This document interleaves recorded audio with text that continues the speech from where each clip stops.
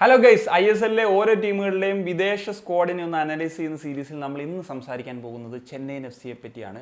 Chennaiyin FC അവരുടെ 2 വിദേശ താരങ്ങളെ നിലനിർത്തുകയും 4 പുതിയ വിദേശ താരങ്ങളെ എത്തിക്കുകയും ചെയ്തിട്ടുണ്ട്.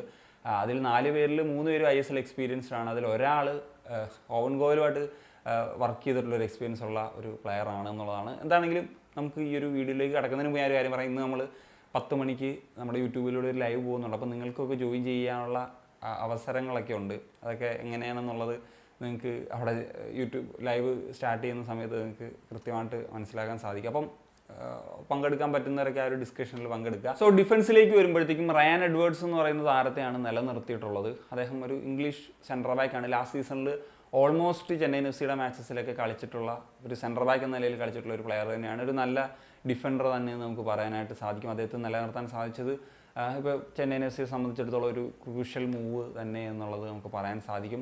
അതിനോടൊപ്പം സെൻട്രൽ ബാക്കിൽ എത്തുന്ന ഒരു താരം, അതൊരു ട്രിക്കി ആയിട്ടുള്ള ഒരു ട്രാൻസ്ഫർ ആണെന്ന് പറയാം. എൽസീഞ്ഞോ ആണ്. കഴിഞ്ഞ വർഷം ജംഷഡ്പൂരിൽ കളിച്ച പ്ലെയറാണ്. ഞാൻ ട്രിക്കിയാണ് എന്ന് പറയാൻ കാരണം അദ്ദേഹം സെൻട്രൽ ബാക്ക് മാത്രമല്ല, ഒരു ഡിഫൻസീവ് മിഡ്ഫീൽഡിൽ ഒരേപോലെ കളിക്കുന്ന ഒരു പ്ലെയറാണ്. അത് നമ്മൾ കഴിഞ്ഞ വർഷം ജംഷഡ്പൂർ FCയിൽ കാണുകയും ചെയ്തതാണ്. ഒരു ഫേസിൽ അദ്ദേഹം സെൻട്രൽ ബാക്കായിട്ട് കളിച്ചു, അടുത്തൊരു ഫേസിൽ അദ്ദേഹം ഡിഫൻസീവ് മിഡ്ഫീൽഡറായിട്ട് കളിച്ചു. ആ 2 റോളിലും ഭംഗിയായിട്ട് അദ്ദേഹത്തിന് ഒരു റോള് നിർവഹിക്കാൻ സാധിച്ചിട്ടുണ്ട്. അപ്പം ഇദ്ദേഹത്തിൻ്റെ അഡീഷൻ ഉറപ്പായിട്ടും ചെന്നൈയിൻ FCക്ക് ഗുണം ചെയ്യുമെന്നുള്ളതാണ്.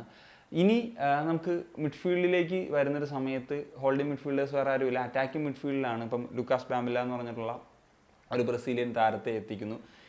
ഇദ്ദേഹം 29 വയസ്സുകാരനായിട്ടുള്ള താരമാണ്. ഇപ്പോൾ വലിയൊരു പ്രൊഫൈലിൽ നിന്നും പറയാൻ പറ്റുന്ന ഒരു പ്ലെയർ അല്ല, അറ്റാക്കിംഗ് മിഡ്ഫീൽഡറായിട്ടുള്ള താരമാണ്. പക്ഷേ ഇദ്ദേഹത്തെ പറ്റി പറയുമ്പോൾ നമുക്ക് സാധാരണ ഗതിയിൽ ഇങ്ങനെ വലിയ പ്രൊഫൈലൊന്നും ഇല്ലാതെ വന്ന് ബ്രസീലിയൻ പ്ലെയേഴ്സ് അടിപൊളിയായിട്ട് പെർഫോം ചെയ്തിട്ടുള്ള ചരിത്രങ്ങളുണ്ട്. പിന്നെ ഇപ്പം ഇദ്ദേഹം ബ്രസീലിയൻ ആണെന്ന് പറയുമ്പോഴും നമുക്ക് റാഫേൽ ക്രിവിയറയുടെ കാര്യം പറയുമ്പോൾ നമ്മൾ പറയുന്നതാണ് ബ്രസീലിയൻ ആൻഡ് ഇറ്റാലിയൻ ഒരു ഫ്ലേവർ ഉള്ളൊരു പ്ലെയറാണ്. കാരണം ഇറ്റാലിയൻ കണക്ഷൻസ് ഉണ്ട്. സെയിം ബ്രസീലിനാണെങ്കിൽ ഇറ്റാലിയൻ ഒരു കണക്ഷനൊക്കെ ഉള്ള ഒരു പ്ലെയറാണ്. വലിയ പ്രൊഫൈലിലെന്ന് പറയുമ്പോൾ ലാസ്റ്റ് സൈപ്രസ് ലീഗിൽ അദ്ദേഹം കളിച്ചിട്ട് 14 ഗോൾ കോൺട്രിബ്യൂഷൻ നടത്തി. അത് ഒരു ചില്ലറ കാര്യമല്ല, അതൊരു നല്ല നമ്പർ തന്നെയാണ്. അപ്പം അതുകൊണ്ട് തന്നെ ഒരു നല്ല പെർഫോമൻസിനുള്ള സാധ്യതകൾ നമുക്ക് ഒരിക്കലും തള്ളിക്കളയാൻ സാധിക്കില്ല എന്നുള്ളതാണ്. ഇനി അടുത്തൊരു പ്ലെയർ കോർണർ ഷീൽഡ്സ് ആണ്. കോർണർ ഷീൽഡ്സ് ഒരു സ്കോട്ടിഷ് സെൻട്രൽ ഫോർവേഡ് ആണ്. പക്ഷേ സെൻട്രൽ ഫോർവേഡ് ആണെന്ന് പറയുമെങ്കിലും അദ്ദേഹത്തെ കഴിഞ്ഞ വർഷം ഓങ്കോയിൽ തന്നെ ഒരു അറ്റാക്കിംഗ് മിഡ് റോളിലൊക്കെ കളിപ്പിച്ചിട്ടുണ്ട്.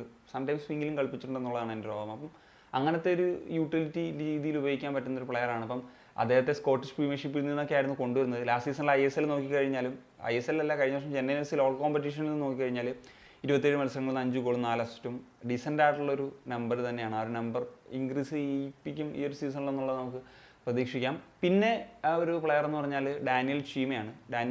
ഞാൻ നേരത്തെ പറഞ്ഞതുപോലെ ഓവൻ ഗോയലിൻ്റെ അണ്ടറിൽ മുമ്പ് കളിച്ച് പരിചയമുള്ള ആ ഒരു പ്ലെയർ. ജംഷഡ്പൂർ FCയിൽ ലാസ്റ്റ് സീസണിലേക്ക് കളിച്ചു വരികയാണ്. ആദ്യം ഈസ്റ്റ് ബംഗാളിലാണ് അദ്ദേഹം വരുന്നത്. ഇപ്പം ഈസ്റ്റ് ബംഗാളിൽ നിന്ന് ജംഷഡ്പൂരിലേക്ക് കൊണ്ടുവരുന്നത് ഓവൻ ഗോയലാണ്. സോ ആദ്യം ഈസ്റ്റ് ബംഗാളിൽ അങ്ങനെ അത്ര വലിയ പെർഫോമൻസ് ഒന്നും അല്ലായിരുന്നു.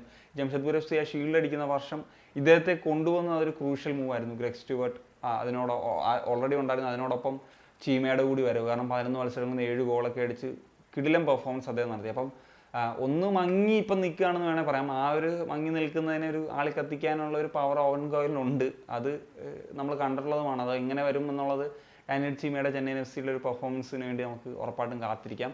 അതുപോലെ മറ്റൊരു സെൻട്രൽ ഫോർവേഡായിട്ട് വരുന്ന ഒരു പ്ലെയർ എന്ന് വെച്ച് കഴിഞ്ഞാൽ ജോർദൻ വിൽമർ ഗിൽ എന്ന് പറഞ്ഞിട്ടുള്ള കൊളംബിയൻ സെൻട്രൽ ഫോർവേഡാണ്. 33 year old player. Last season Punjab FCയിലാണ് കളിച്ചത്.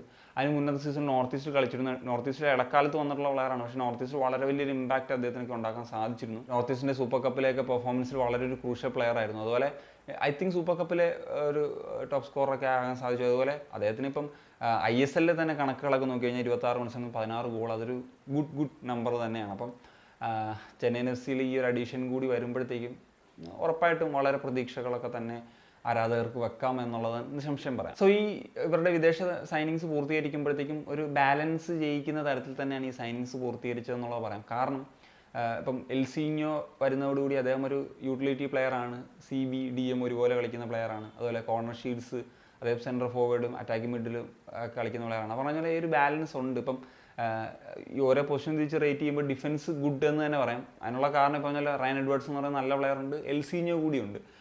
സോ നമുക്ക് ഗുഡ് എന്ന് തന്നെ പറയാം. ഇനി മിഡ്ഫീൽഡിലേക്ക് വരുമ്പോഴത്തേക്കും ഒരു ഡിഫൻസീവ് മിഡ്ഫീൽഡർ എന്ന നിലയിൽ എൽസീഞ്ഞോ നമുക്ക് അവിടെ വെക്കാം. അതിനോടൊപ്പം തന്നെയാണ് ലൂക്കാസ് ഉള്ളത്.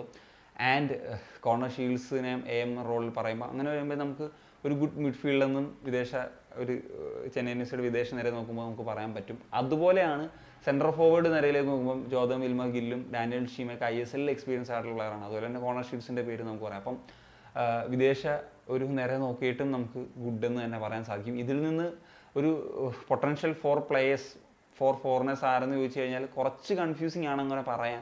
എങ്കിലും പറയാം. അപ്പം സെൻട്രൽ ബാക്ക് എന്ന നിലയിൽ റയൻ എഡ്വേർഡ്സ്, ഒരു ഡിഫൻസീവ് മിഡ്ഫീൽഡർ എന്ന നിലയിൽ എൽസീഞ്ഞോ, അതുപോലെ തന്നെ corner Shields and Jordan Wilmar Gill, ഇങ്ങനെയാണ് 4 പ്ലേയേഴ്സിൻ്റെ പേര് പറയാൻ പറ്റുക.